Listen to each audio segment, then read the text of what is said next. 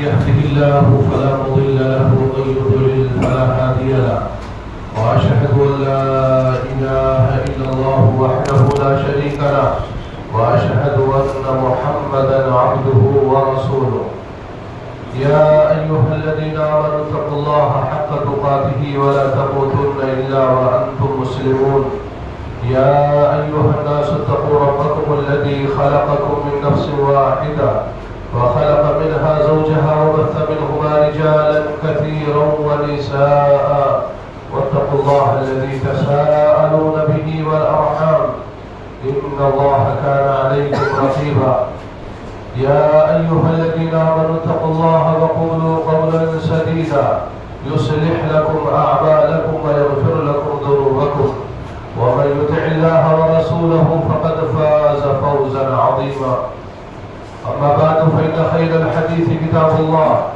وخير الهدي هدي محمد صلى الله عليه وسلم وشر الأمور محدثاتها وكل محدثة بدعة وكل بدعة ضلالة وكل ضلالة في النار. أعوذ بالله من الشيطان الرجيم. بسم الله الرحمن الرحيم. قاف القرآن المجيد بل عجبوا أن جاءهم منذر منهم فقال الكافرون هذا شيء عجيب أإذا متنا وكنا ترابا ذلك رجع بعيد قد علمنا ما تنقص الأرض منهم عندنا كتاب حفيظ بل كذبوا بالحق لما جاءهم فهم في أمر مريج أفلم ينظروا إلى السماء فوقهم كيف بنيناها وزيناها وما لها من فروج والأرض مددناها وألقينا فيها رواسي وأنبتنا فيها من كل زوج بهيج تبصرة وذكرى لكل عبد منيب ونزلنا من السماء ماء مباركا فأنبتنا به جنات وحب الحصيد والنخل باسقات لها طلع نضيد رزقا للعباد وأحيينا به بلدة ميتا كذلك الخروج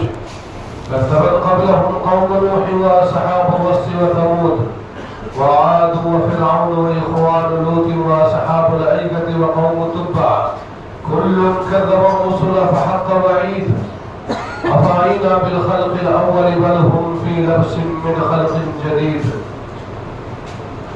وقال تعالى أعوذ بالله من الشيطان الرجيم يا أيها الذين آمنوا قوا أنفسكم وأهليكم نارا وقودها الناس والحجارة. اسلامی بھائیوں، اللہ تعالیٰ کی تعریف، اس کی بڑائی، اس کی ہر قسم کی عبادت اور اسی طرح اس کی دی ہوئی تمام نعمتوں پر اس کا شکر ادا کرنا یہ ہم سب انسانوں کی، خاص طور پر ہم مسلمانوں کی سب سے پہلی ذمہ داری ہے اس رب کے لیے جو اکیلے اس کائنات کا خالق بھی ہے، اکیلے اس کائنات کا مالک بھی ہے، روزی دینے والا بھی اکیلے ہی ہے، کائنات کے نظام کو چلانے والا بھی اکیلے ہے، اور درود و سلام نازل ہو آخری نبی محمد عربی صلی اللہ علیہ وسلم پر جن کے ذریعے اللہ تعالیٰ نے دین اسلام کو دنیا کے لوگوں تک قرآن و حدیث اور کتاب و سنت کی شکل میں پہنچایا۔ آج کی خطبے کا موضوع اولاد کی تربیت کے کچھ بنیادی اصول۔ کوئی بھی سماج، کوئی بھی خاندان وہ بچوں کے وجود سے خالی نہیں ہے۔ ہر گھر میں، ہر خاندان میں کم از کم بچے ہوتے ہیں، ہر سماج میں بچے ہوتے ہیں، اور بچے رہیں گے کیسے نہیں؟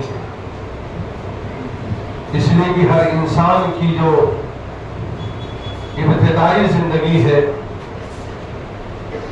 شروع کی جو زندگی ہے وہ بچپن سے ہے۔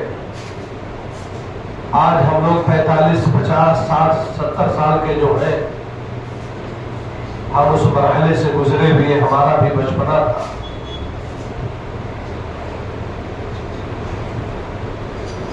اور جس کے گھر میں بچے نہیں ہیں وہ علاج کرواتا ہے، جھاڑ پھونک کرواتا ہے، بڑے بڑے ڈاکٹروں سے اپنے آپ کا، اپنی بیوی کا علاج اور معالجہ کرواتا ہے. اور بہت اچھی چیز ہے اولاد کی خواہش رکھنا،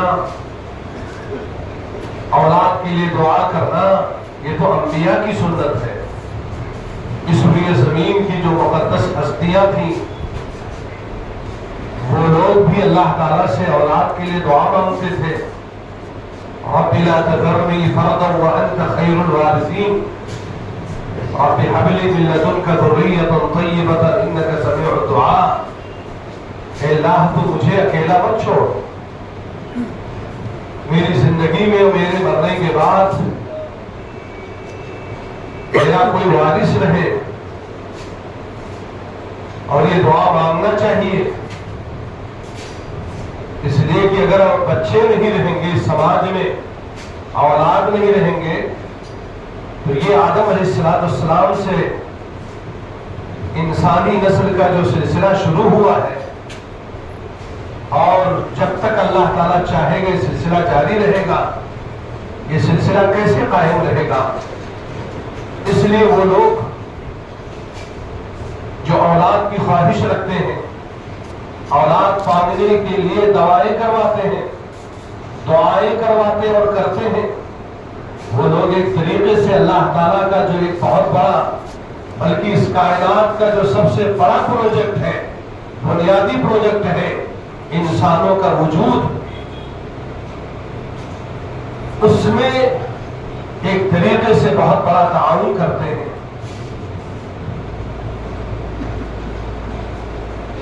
اولاد کی اہمیت سے کس کو انکار ہے؟ پیارے نبی جناب محمد عربی صلی اللہ علیہ وسلم نے ایک حدیث کے اندر ارشاد فرمایا، ولد الرجل من اطیب کسبہ.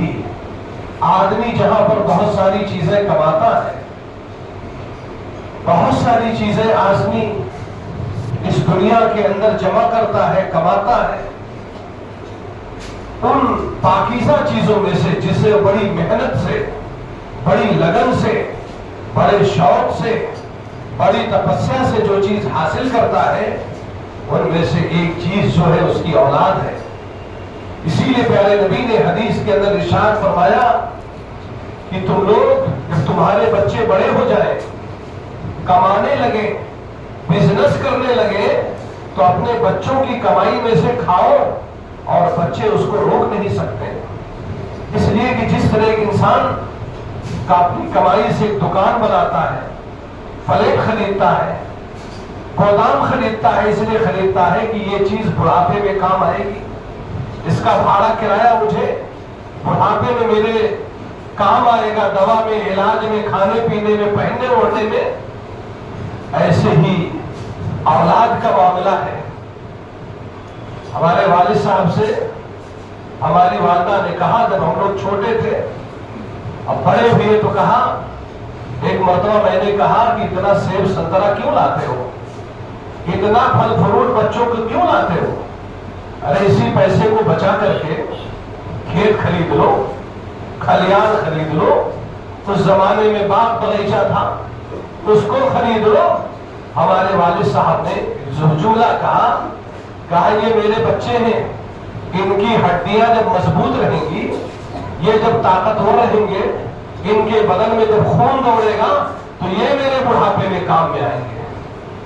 بہت بڑی بات انہوں نے کہی تھی. بعد میں ہم لوگوں نے اخبار میں، اور جو بچوں کی تربیت اور ان کی نشوونما کے جو ایکسپرٹ اور ماہرین ہیں، ان کی جب کتابیں پڑھی تو اس میں باقاعدہ لکھا ہوا تھا کہ بہت سے لوگ اپنے بچوں کے بچپن میں جو ان کی غذا ہے، جو ان کے کھانے پینے کا پیسہ ہے، جو ان کی تعلیم کا خرچ ہے، اس میں کٹوتی کر کے اپنے بچوں کے جسم پر جو چیز انہیں خرچ کرنا چاہیے اس میں سے بچا کر کے روڈ پر زمین خریدتے ہیں. चौराहे पर दुकान खरीदते हैं, जबकि जिस उम्र में बच्चों के खर्च को काट करके ये चीजें करते हैं, उस वक्त बच्चों को खाने की जरूरत पड़ती है, पीने की जरूरत पड़ती है, दवा की जरूरत पड़ती है, अच्छी तालीम की जरूरत पड़ती है।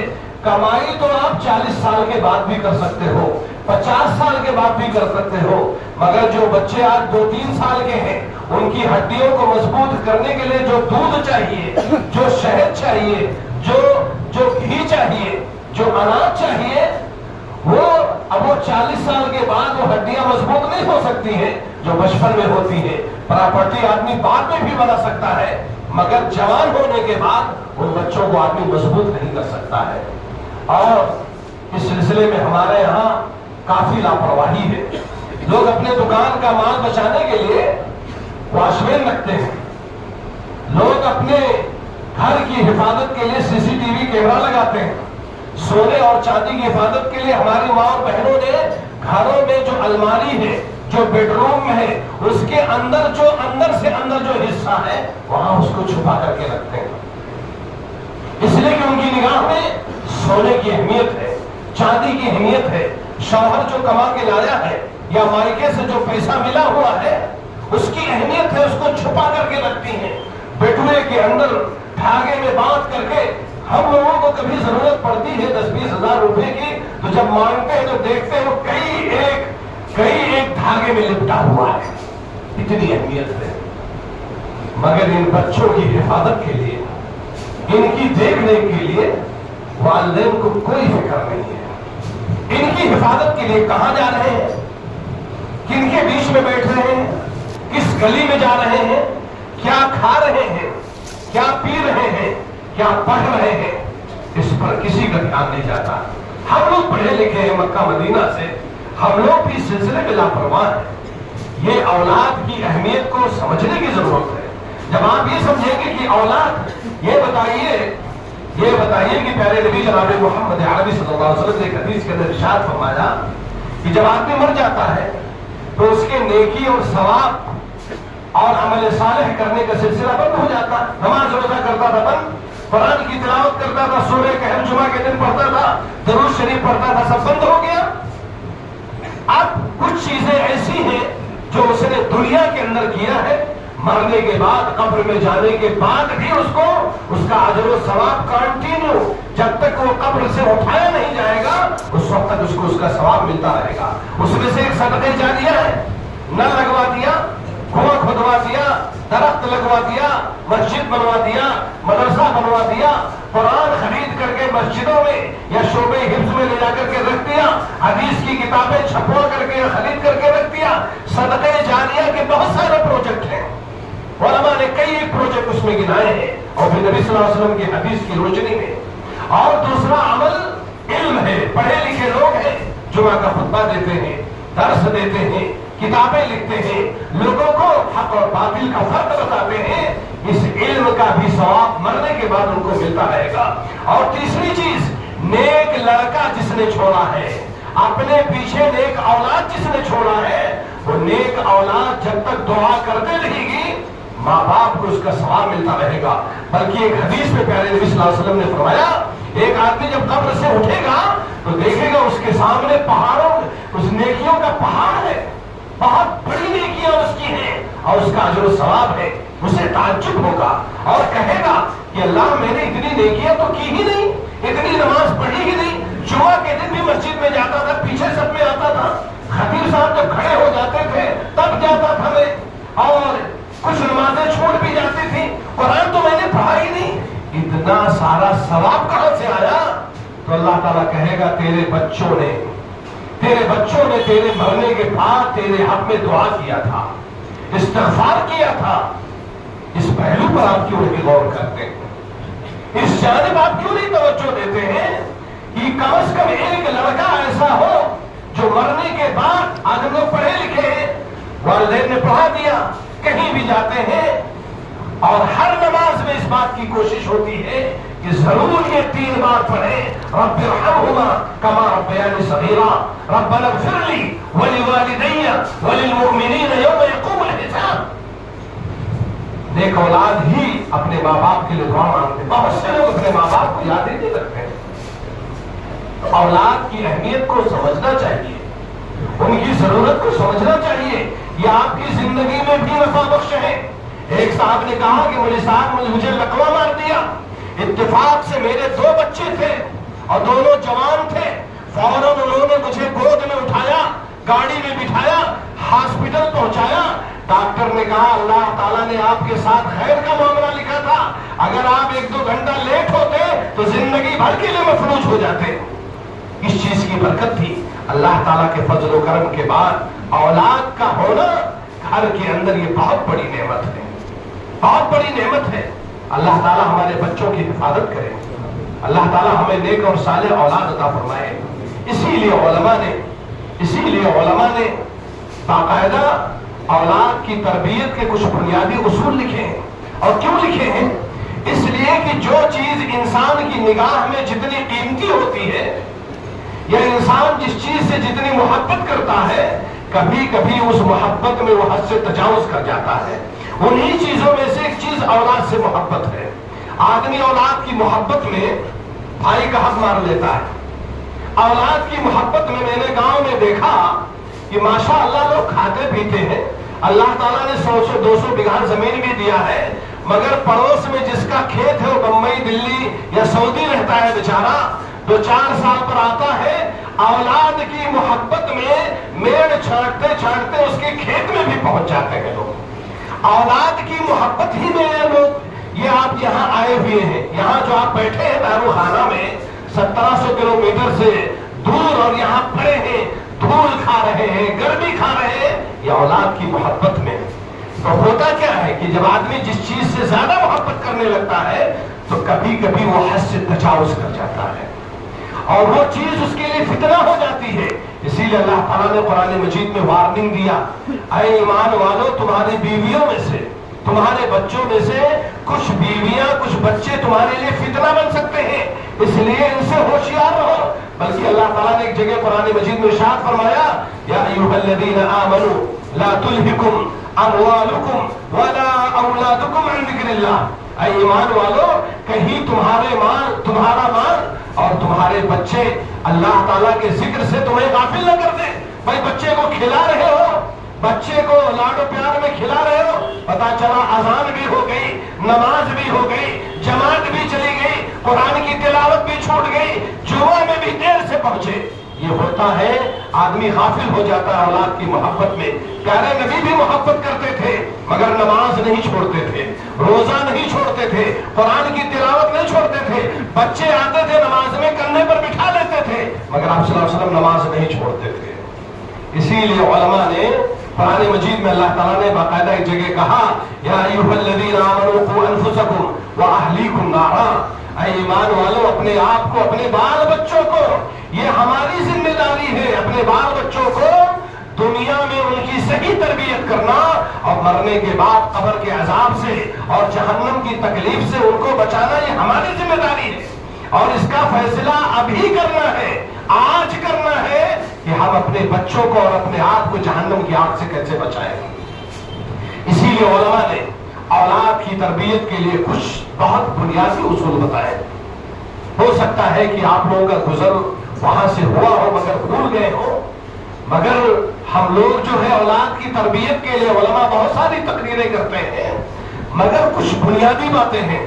اور خطبے کا وقت چونکہ مختصر ہے اس لیے میں کوشش کروں گا کہ جو بنیاد سے بنیاد باتیں ہیں وہ آپ کے سامنے رکھا جائے. اولاد کی تربیت کا جانتے ہیں سب سے پہلا بنیادی اصول کیا ہے جس پر کسی کا دھیان نہیں جاتا ہے؟ اولاد کی تربیت کا سب سے پہلا بنیادی اصول یہ ہے کہ جو گھر کا ذمہ دار ہے, گھر کا سرپرست ہے, گھر کا مکھیا ہے, اور مکھیا کون ہوتا ہے؟ مرد ہوتا ہے.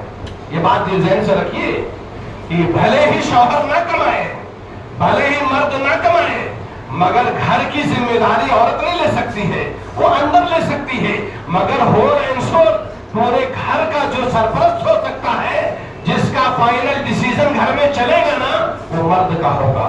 اس لیے بات ذہن سے نکال دیجئے کہ مولوی صاحب آپ کیا بات کر رہے ہیں, میرے گھر میں تو میری بیوی مالکن ہے, میں بھلے کماتا ہوں لیکن ساری سرپرستی میری بیوی کی ہے. اور لوگ بڑے فخر کے ساتھ بیان کرتے ہیں الرجال قوامون علی النساء، اس آیت نے اس کو ختم کر دیا ہے کہ گھر کا سرپرست، گھر کا ولی، گھر کا ذمہ دار اور مکھیا صرف مرد ہو سکتا ہے۔ تو اولاد کی تربیت کا سب سے پہلا اور بنیادی اصول یہ ہے کہ جو گھر کا مرد ہے، گھر کا جو سرپرست ہے، وہ بذات خود نیک ہو، وہ بذات خود متقی اور پرہیزگار ہو، وہ بذات خود جو ہے وہ نیک ہو۔ اولاد کی تربیت کا سب سے پہلا اور بنیادی اصول یہی ہے۔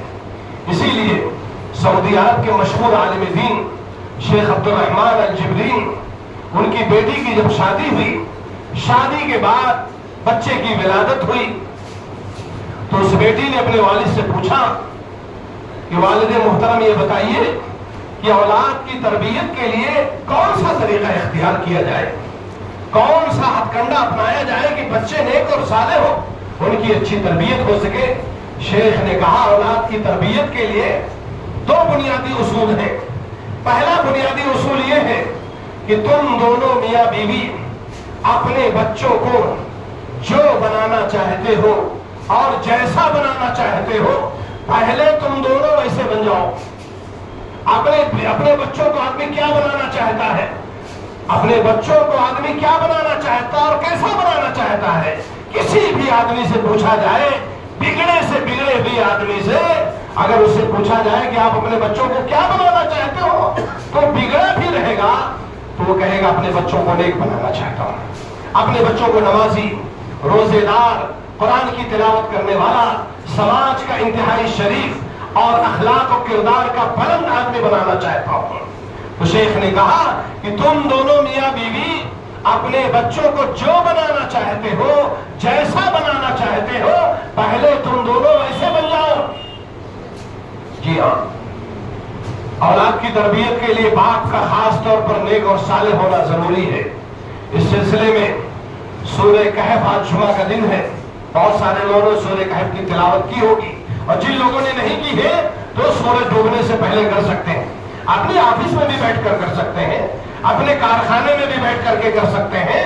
قرآن اگر نہیں ہے تو ہاتھ میں موبائل ہے، آپ کر سکتے ہیں، یہ سورج ڈوبنے تک جو ہے سورہ کہف کی تلاوت کر سکتے ہیں۔ اسی سورہ کہف میں اللہ تعالیٰ نے موسیٰ اور خضر کا واقعہ ذکر کیا، دونوں کی ملاقات ہوئی اللہ تعالیٰ کی مرضی سے، اور یہ ہوا کہ ساتھ میں سفر کریں گے اور ایک دوسرے کو سیکھیں گے اور سکھائیں گے اللہ تعالیٰ کی مرضی سے۔ حضرت خضر نے موسیٰ سے کہا کہ دیکھو موسیٰ علیہ السلام، راستے میں اگر کوئی کام میں نے آپ کے مزاج کے خلاف کیا، معمول کے خلاف کیا، تو آپ آبجیکشن نہیں لوگے، مگر ہوا اس کے الٹا۔ موسیٰ علیہ السلام نے جیسے ہی دیکھا کہ ان کے مزاج کے خلاف کوئی کام ہوا، فوراً آبجیکشن لے لیا، 3 جگہ پر آبجیکشن لیا، اور اس کے بعد حضرت خضر نے کہا کہ اب یہاں سے ہم جدا ہوتے ہیں، آپ میرے ساتھ صبر نہیں کر سکتے ہو، البتہ جہاں جہاں پر میں نے آپ کے مزاج کے خلاف کام کیا ہے، میں اس کی تھوڑی سی وضاحت آپ کے سامنے کر دوں کہ میں نے کیوں کیا ہے۔ اس میں سے ایک معاملہ تھا، یہ دونوں بزرگ ایک گاؤں میں گئے، گاؤں کے لوگوں سے کھانا مانگا کہ بھائی ہم مسافر آدمی ہیں، آپ ہم کو روٹی دے دو، چاول دے دو، ہم کھا لیں، بھوکے اور پیاسے ہیں۔ تو گاؤں کے کسی بھی آدمی نے ان کو کھانا نہیں دیا، پانی نہیں دیا، اور یہ دونوں مایوس ہو کر کے گاؤں سے نکلنے لگے۔ تو دیکھا کہ گاؤں سے نکلنے کے وقت گاؤں کے انٹرنس پر ایک گھر تھا جس کی دیوار گرنے والی تھی، گرنے کے قریب تھی۔ حضرت خضر نے آگے بڑھ کر کے اللہ تعالیٰ کے حکم سے اس دیوار کو اپنے ہاتھ سے سہارا دے کر کے روک دیا، دیوار رک گئی۔ اس پر بھی موسیٰ علیہ السلام نے کہا کہ اس گاؤں کے لوگوں نے ہم کو کھانا اور پانی نہیں دیا، مگر اسی گاؤں کا ایک گھر گر رہا تھا تو آپ نے دیوار کیوں صحیح کر دیا؟ تو اس پر حضرت خضر نے بعد میں وضاحت پیش کرتے ہوئے کہا، جس کو قرآن نے نقل کیا، وَأَمَّا الْجِدَارُ فَكَانَ لِغُلَامَيْنِ يَتِيمَيْنِ فِي الْمَدِينَةِ وَكَانَ تَحْتَهُ كَنْزٌ لَهُمَا۔ وہ دیوار جو تھی وہ 2 یتیم بچوں کی تھی، وہ دیوار جو تھی وہ 2 یتیم بچوں کی تھی، اور ان کے باپ نے اپنی حلال کمائی سے کما کر کے اپنے چھوٹے چھوٹے معصوم بچوں کے لیے اس دیوار کے نیچے پیسہ چھپا کر کے رکھا تھا، درہم و دینار چھپا کر کے رکھا تھا کہ میرے بچے جب بڑے ہوں گے تو یہ ان کے کام آئے گا، یہ ان کی شادی بیاہ ہو جائے گی، ان کی پڑھائی لکھائی کے کام ہو جائے گا یا گرے پڑے وقت میں کام آئے گا. وَكَانَ أَبُوهُمَا صَالِحًا. قرآن کا جو محل استشہاد ہے وہ یہ ہے کہ ان کا باپ بڑا نیک تھا. فَأَرَادَ رَبُّكَ أَن يَبْلُغَا أَشُدَّهُمَا وَيَسْتَخْرِجَا كَنزَهُمَا رَحْمَةً مِّن رَّبِّكَ. تو تمہارے رب نے یہ چاہا کہ یہ خزانہ اس وقت نکلے دیوار سے جب یہ بچے بڑے ہو جائے, ان کے بازوؤں میں طاقت آ جائے, ان کے پٹھے مضبوط ہو جائیں, اپنے باپ کے ذریعے کمائی ہوئی دولت کی حفاظت کے لائق ہو جائیں. ورنہ موسیٰ یہ بتاؤ, یہ گاؤں کے لوگ جنہوں نے ہم جیسے آپ جیسے لوگوں کو 2 روٹی نہیں دیا, اگر یہ دیوار گر جاتی, یہ خزانہ باہر آ جاتا تو پورے گاؤں کے لوگ اس کو لوٹ لیتے. مگر ان کا باپ نیک تھا اور اپنی حلال کمائی سے اس نے یہ پیسہ چھپا کر کے رکھا تھا. تو اللہ تعالیٰ کا حکم ہوا کہ اس باپ کی نیکی کی وجہ سے یہ دیوار ابھی کھڑی رہے اور یہ اس وقت گرے جب یہ بچے بالغ ہو جائیں, عاقل ہو جائیں, ان کے ہاتھ و پیر میں طاقت آ جائے, اپنے باپ کے ذریعے کمائی ہوئی دولت کی حفاظت کے لائق ہو جائے. اور باپ جب نیک ہوتا ہے, بس مجھے بھی ٹینشن رہتا ہے, آپ لوگوں کو بھی ٹینشن رہتا ہوگا. چھوٹے چھوٹے بچے ہیں, کوئی 2 سال کا, کوئی 3 سال کا, کوئی 4 سال کا, اور ماشاءاللہ مولویوں کے بچے بھی بہت ہوتے ہیں. لوگ مذاق بھی کرتے ہیں, مولوی صاحب اتنے سارے بچے. سب کو ٹینشن ہوتا ہے. 3-4 سال کے بچے ہیں, اگر اس عمر میں مر گیا 45-46 کی عمر میں, تو میرے بچوں کا کیا ہوگا؟ مسجدوں کے دروازوں پر بھیک مانگیں گے. ہم نے تو کسی سے سوال نہیں کیا ہے. اچھے گھر خاندان کے میرے بچوں کا کیا ہوگا؟ ارے آپ تو جواب دے نہیں سکتے. آپ کے یہاں بیت المال کا کوئی سسٹم نہیں ہے, آپ کے یہاں چیریٹیبل کوئی ٹرسٹ نہیں ہے. ایک آدمی کروڑ پتی تھا, اچانک روڈ پر آ گیا, اس کے لیے کوئی بندوبست نہیں ہے. زندگی بھر بیچارے نے زکات دیا, اب وہ اس لائق ہو گیا ہے, اس کو کوئی پوچھنے والا نہیں. یہ سماج کی کمی ہے, محلہ کمیٹی کی کمی ہے, جمعیت جماعت کی کمی ہے, مسجدوں کی کمیٹی ہے. مگر اللہ تعالیٰ نے بہت اچھا جواب دیا. وَلْيَخْشَ الَّذِينَ لَوْ تَرَكُوا مِنْ خَلْفِهِمْ ذُرِّيَّةً ضِعَافًا خَافُوا عَلَيْهِمْ فَلْيَتَّقُوا اللَّهَ وَلْيَقُولُوا قَوْلًا سَدِيدًا. وہ لوگ جو اپنی زندگی میں ڈرتے ہیں کہ اگر میں مر گیا تو میرے چھوٹے چھوٹے معصوم اور کمزور بچوں کا کیا ہوگا, یہ کہاں جائیں گے, کس کے گھر جائیں گے, کہاں سے کمائے کھائیں گے. اللہ نے کہا میرے بندو ٹینشن ہو کے لے کر کے مت مرو, تم متقی ہو کر کے مرو, پرہیزگار ہو کر کے مرو, نمازی ہو کر کے مرو, روزے دار ہو کر کے مرو. تمہارے مرنے کے بعد تمہارے بچوں کی حفاظت میں کروں گا. جیسے اللہ تعالیٰ نے اس گاؤں کے اس نیک آدمی کے 2 یتیم بچوں کی حفاظت موسیٰ اور خضر کو پیش کر کے کیا. تو اولاد کی تربیت کا سب سے پہلا اور بنیادی اصول یہ ہے کہ جو گھر کے ذمہ دار ہے, گھر کا جو سرپرست ہے, وہ نیک ہو, صالح ہو. اس لیے آپ لوگ جو مولوی صاحب کو لگا دیتے ہیں ٹیوشن پر, بہت اچھی بات ہے. میں اپنے گاؤں میں جاتا ہوں تو لوگوں سے کہتا ہوں آپ نماز میں کیوں نہیں تھے؟ ارے مولوی صاحب میں تو کھیت میں تھا, مولوی صاحب میں تو چلا گیا تھا وہ دھان کاٹنے کے لیے. ایک آدمی جمعہ کے دن گھاس کاٹنے جا رہا تھا. میں نے کہا کہاں جا رہے ہو؟ کہا گھاس کاٹنے جا رہا ہوں. میں نے کہا جمعہ؟ کہا تو گوڑوا کٹا ہے مولوی صاحب, دیکھت نہ ہو گوڑوا کٹا ہے, پیان ہے سے کھون بہت ہے مولوی صاحب. میں نے کہا گھاس کاٹنے کے لیے یہ زخم تمہارا رکاوٹ نہیں ہے, مگر جمعہ پڑھنے کے لیے رکاوٹ ہے. کچھ لوگ ملتے ہیں تو کہتے ہیں مولوی صاحب نماز کیوں نہیں پڑھتے ہو؟ صاحب لڑکے تو جا رہے ہیں مسجد میں. ارے بیوقوف آپ کیوں نہیں نماز پڑھ رہے ہو؟ قرآن یہ کہہ رہا ہے کہ باپ کی نیکی کا بچوں کی تربیت پر اثر پڑتا ہے, تو نماز ہی نہیں پڑھتے ہو, کبھی نظر ہی نہیں آتے ہو. ارے میں نے دیکھا عید اور بقرعید میں بھی لوگوں کی جماعت چھوٹ جاتی ہے بھائی. تو اولاد کی تربیت کا سب سے پہلا اور بنیادی اصول یہ ہے کہ جو گھر کا سرپرست ہے وہ نیک اور صالح ہو. اور آگے بڑھیے. اولاد کی تربیت کا دوسرا بنیادی اصول, ظاہر سی بات ہے آدمی مرد ہے, صحت مند ہے, تندرست ہے, بیماری سے پاک ہے, اب اسے ایک عدد بیوی کی ضرورت ہے. یہ تو اللہ تعالیٰ کا قانون ہے. ہندو ہو یا مسلمان, سکھ ہو یا عیسائی, انسان ہے اگر تو اسے ایک عدد بیوی کی ضرورت ہے زندگی گزارنے کے لیے. یہ قدرت کا قانون ہے, اللہ کا حکم ہے, پیارے نبی کا ارشاد ہے اور آپ صلی اللہ علیہ وسلم کی سنت ہے, النکاح من سنتی. اب اسے ایک عدد بیوی چاہیے. اب اولاد کی تربیت کا دوسرا بنیادی اصول یہ ہے کہ وہ جب شادی کرنا چاہتا ہے تو اس عورت کو پسند کرنے میں, اس کے سلیکشن کرنے میں حد درجہ احتیاط کرے, حد درجہ احتیاط کرے. علماء نے یہاں تک لکھا ہے کہ سب سے پہلے وہ اولاد کی تربیت کے لیے جس عورت سے یا لڑکی سے شادی کرنا چاہتا ہے اس کے خاندان کا حسب نامہ معلوم کرے، اس کے خاندان کا حسب نامہ معلوم کرے۔ سماج میں بہت سارے لوگ ایسے ہیں جو خاندان کے بارے میں، فیملی کے بارے میں جانکاری رکھتے ہیں کہ اس گھر کی لڑکیاں کیسے ہوتی ہیں، اس گھر کی ماں اور بہنیں کیسے ہوتی ہیں، اس کے بارے میں باقاعدہ جانکاری رکھے۔ ارے عربوں کے بارے میں تو ہم نے پڑھا کہ عرب کے لوگ اپنے گھوڑوں کی بھی نسل یاد رکھتے ہیں، اپنے اونٹوں کی بھی نسل یاد رکھتے ہیں۔ ریاض میں ہمارے گاؤں کے ایک آدمی نے کہا ایک سعودی عورت سے، خاتون سے، کہ ماما آپ کی بچی کے لیے میں رشتہ بتاؤں؟ کہا بتاؤ، کہا بتاؤ، کہا وہ فلاں آدمی، کہا وہ تو جنوب کا رہنے والا ہے اور جنوب کے لوگ بڑے بخیل ہوتے ہیں، جنوب کے لوگ بڑے کنجوس ہوتے ہیں، کنجوس آدمی سے شادی نہیں کرنا ہے بیٹا، کوئی اور دوسرا رشتہ بتاؤ۔ ایسے سماج کے ماہرین ہوتے ہیں۔ گاؤں میں ایک صاحب ہماری بلڈنگ میں رہتے ہیں، بڑی اچھی سی بات بتاتے ہیں ماشاءاللہ سماجیات کے بارے میں۔ انہوں نے ایک مرتبہ بتایا، ایک مرتبہ لوگ رشتہ طے کرنے گئے، لڑکا دیکھنے گئے تو ایک آدمی کو ساتھ میں لے گئے، وہ سب چائے پانی پی رہے تھے، مٹھائی کھا رہے تھے، وہ گیا گھر کے آگے اور پیچھے سے گھوم کر کے آیا تو لوگوں نے پوچھا کہاں ہو؟ فلانے، رشتہ کرنے جیسا ہے، کہیں مائیں باؤ رشتہ منائی کرنے جیسا ہے، کہیں کہاں ہے؟ کہیں پیچھے گیا تھا، نردہا میں پانی نہیں بہ رہا تھا، اس کا مطلب اس گھر کے لوگ کھاتے پیتے ہی نہیں ہیں، سبزی وبزی ان کے گھر میں آتی نہیں، گوشت مچھلی آتی ہی نہیں ہے۔ رشتہ کرنے کے لیے باقاعدہ مشورہ کیا جاتا ہے، اور جب سب کچھ ٹھیک ٹھاک ہو جائے تو 2 رکعت نماز پڑھیے، استخارے کی نماز پڑھیے اپنے بچوں کی تربیت کے لیے، اللہ سے دعا مانگیے، اللہم انی استخیرک بعلمک واستقدرک بقدرتک واسألک من فضلک العظیم فإنک تقدر ولا اقدر وتعلم ولا اعلم وانت علام الغیوب۔ یہ پوری دعا پڑھیے تاکہ اللہ تعالیٰ اس رشتے کے بارے میں آپ کے دل میں جو بھی نیگیٹو یا پازیٹیو، ہاں یا نہیں میں جو بات ہے اللہ تعالیٰ آپ کے دل میں ڈالے، اس کے بعد شادی کیجئے۔ اب آپ پوچھیں گے مولوی صاحب اتنی محنت؟ ہاں اتنی محنت کیوں؟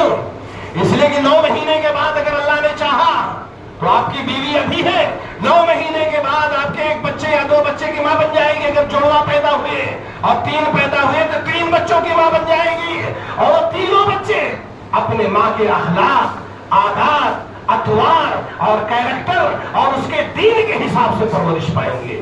جی ہاں، ارے یہ تو بڑی بات کہہ گیا۔ ہم جیسے مرد جو کما کے لے جاتے ہیں وہ بھی بیوی کے کہنے میں چلتے ہیں، بھائی وہ تو بچے ہیں۔ ہم جیسے، آپ جیسے 60-70 سال کے لوگ ہیں، برا مت مانیے گا، اپنی بیویوں کا کہنا مانتے ہیں، اچھا مانا تو ٹھیک ہے، بری باتیں بھی بیوی کے مان لیتے ہیں۔ ارے کتنے گھر برباد ہو گئے، کتنے خاندان برباد ہو گئے، کتنے بھائیوں نے چاقو چلا ہے، کتنے بھائیوں نے لاٹھی چلی ہے، کتنے گھروں میں باقاعدہ کھوٹی تک کا بٹوارا ہوا ہے۔ اچھی عورت نہیں ملی تو اس طریقے سے ماں باپ کی ساری کمائی برباد ہو جاتی ہے۔ مردوں پر بھی عورتوں کا چلتا ہے، تو آپ بچوں کی بات کرتے ہیں۔ میں آپ کو 2 واقعہ سناتا ہوں، 2-4 منٹ زیادہ لوں گا۔ اچھی مثال، اگر اچھی بیوی ہے تو اچھی مثال قرآن پڑھیے تو آپ کو پتا چلے گا۔ موسیٰ علیہ السلام ایسے وقت میں پیدا ہوئے جب فرعون کا آرڈر تھا، عام اعلان تھا، جیسے آج اعلان ہو رہا ہے، ایسے فرعون بہت پیدا ہوئے، مگر سورہ کہف پڑھتے رہیے، جمعہ پڑھتے رہیے، ایسے فرعون آتے رہیں گے اور موسیٰ جیسے پیدا ہوتے رہیں گے۔ ایسے وقت میں ان کی پیدائش ہوتی ہے جب بچوں کو قتل کرنے کا عام آرڈر اور فرمان ہوتا ہے۔ ان کی ماں اپنے بچے کو قتل سے بچانے کے لیے لکڑی کے باکس میں بند کر کے ان کو دریائے نیل کے حوالے کر دیتی ہے، اور وہ باکس تیرتے تیرتے اتفاق سے فرعون کے محل کے پاس جا کر کے رکتا ہے۔ فرعون کی بیوی آسیہ نیک تھی، آپ کو معلوم ہے، وہ بھلے ہی کافر تھا، کافروں کا سردار تھا، آج تک اتنا بڑا کافر پیدا ہی نہیں ہوا، اس لیے کہ وہ ربکم الاعلیٰ کہتا تھا، میں تمہارا سب سے بڑا رب ہوں۔ اور ان کی بیوی نیک، موحد، توحید پر قائم، ایک رب کی عبادت کرنے والی۔ انہوں نے اپنے کنیزوں سے کہا، اپنی خادماؤں سے کہا کہ بھائی اس باکس کو لاؤ، دیکھا ایک خوبصورت سا بچہ ہے، لڑکا ہے، لڑکی ہوتی تو چھوڑ دیتے، لڑکا ہے، اب کیا کیا جائے؟ لڑکا ہے تو اس کو قتل کیا جائے۔ فرعون کا آرڈر تھا، مگر اس نیک خاتون نے آگے بڑھ کر کے کہا لا تقتلوه عسى ان ينفعنا او نتخذه ولدا، اس بچے کو قتل مت کرو، ہو سکتا ہے یہ بچہ جو ہے ہم اس کو لڑکا بنا لیتے ہیں، یہ ہم کو مستقبل میں فائدہ پہنچائے گا، اس بچے کو مت قتل کرو۔ عورت نیک ہے تو ایک نبی مستقبل میں ہونے والے ایک نبی کی جان بچا رہی ہے، لیکن اگر اس کے برعکس عورت اگر خراب ہے تو اسلامی تاریخ میں اہل سنت والجماعت میں ایک انتہائی بڑا عالم دین گزرا ہے۔ اللہ تعالی ہم لوگوں کی حفاظت کرے، اللہ تعالی ہم لوگ کی حفاظت کرے۔ عمران ابن حطان کا یہ واقعہ پڑھنے کے بعد ہم لوگ اپنے بارے میں بھی ڈرتے ہیں۔ عمران ابن حطان یہ اسلامی تاریخ کا ایک بڑا عالم دین، اہل سنت والجماعت قرآن و حدیث کا جانکار، بس اس کو ایک بدعتی فرقہ ہے، جیسے شیعہ فرقہ ہے ویسے ایک فرقہ خارجی ہے، خارجی فرقے کی ایک عورت اس کو پسند آ گئی اور اس نے اس سے شادی کا پروپوزل دیا۔ اس وقت کے جتنے بڑے علماء تھے، کہا عمران اس عورت سے شادی مت کرو، یہ تمہارا عقیدہ بگاڑ دے گی۔ تو عمران نے کہا نہیں، میں اس سے شادی کر کے اس کو سنی مسلمان بناؤں گا، پکا مسلمان بناؤں گا۔ اس کے حسن و جمال میں آ کر کے اس نے شادی کر لیا۔ شادی کے چند مہینوں کے بعد عمران ابن حطان نے اسلام چھوڑ کر کے، اہل سنت والجماعت کا مسلک چھوڑ کر کے خارجی فرقے میں شامل ہو گیا، اور اتنا بڑا خارجی بنا، اتنا بڑا خارجی بنا کہ خارجیوں میں بھی ایک بڑا فرقہ ہے جس کا نام فرقہ قادیہ ہے، اس کا سربراہ ہیڈ بنا، اور اس سے آگے بڑھ کر کے اس نے حضرت علی رضی اللہ تعالیٰ عنہ کو، جس شخص نے قتل کیا تھا عبد الرحمن ابن ملجم، اس کی تعریف میں باقاعدہ وہ اشعار کہتا تھا، اتنا بڑا خارجی بنا۔ یہ ہوتا ہے اچھی اور بری عورت سے شادی کرنے میں۔ فرعون کافر تھا، اچھی بیوی سے شادی کیا تو مستقبل میں ہونے والے ایک بچے کی جان بلی جو نبی ہونے والا تھا، اور یہاں ایک آدمی نیک ہے۔ تو آپ بات کر رہے ہو کہ مولوی صاحب بچوں کے لیے، اسی لیے شیخ البانی رحمہ اللہ سے کسی نے پوچھا یورپ اور امریکہ کے لوگ یہود و عیسائی ہیں اور اہل کتاب سے تو شادی کرنا جائز ہے، ان کے ہاتھ کا ذبیحہ حلال ہے، تو شیخ البانی نے کہا مگر یورپ اور امریکہ کی کوئی لڑکی شاید محفوظ نہیں، اس کا کیریکٹر محفوظ نہیں ہے، اس کا دین محفوظ نہیں ہے، اگر ایسی عورتوں سے آپ شادی کر لو گے تو آپ کے بچوں کا کیا ہوگا، آپ کے بچوں کا کیا ہوگا؟ عمران ابن حطان بگڑ گیا تو بچوں کا کیا ہوگا؟ اسی لیے عرب کے لوگ کہتے ہیں المرء علی دین زوجتہ، آدمی اپنے بیوی کے دین پر رہتا ہے۔ ہمارے گاؤں میں گنے چنے 3 لوگ آج بھی قبروں کی پوجا کرتے ہیں، وجہ یہ ہے کہ ان کی بیویاں انہی گھرانوں کی ہیں، ان کی بات مانتے ہیں۔ عرب کے لوگ آج بھی کہتے ہیں جب شادی کرنے جاؤ تو اپنے لیے بیوی پسند کرنے سے پہلے اپنے ہونے والے بچوں کی ماں پسند کرو۔ ارے بھائی، یہ مرین ڈرائیو پر جتنی عورتیں گھوم رہی ہیں، یہ ٹرینوں میں جتنی عورتیں میک اپ کر کے گھوم رہی ہیں، آپ سب کو بیوی بنا لو گے؟ عورت بن سکتی ہے، بچوں کی ماں نہیں بن سکتی ہے۔ اولاد کی تربیت کا دوسرا بنیادی اصول یہ ہے کہ جس عورت سے شادی کرنا چاہتے ہیں آپ اس کے سلیکشن میں ہر درجہ احتیاط کریں۔ عرب کے ایک مشہور عالم دین نے اپنے بچوں کو اکٹھا کرتے ہوئے کہا تھا لا يحملنكم جمال النساء عن صراحة النسب فإن المناكح الكريمة مدرجة للشرف۔ اے میرے بچوں، کہیں عورتوں کو چہرے کا حسن و جمال، ان کے چہرے کا میک اپ تمہیں انہیں خاندان، ان کے خاندانی حسب اور نسب سے غافل نہ کر دے۔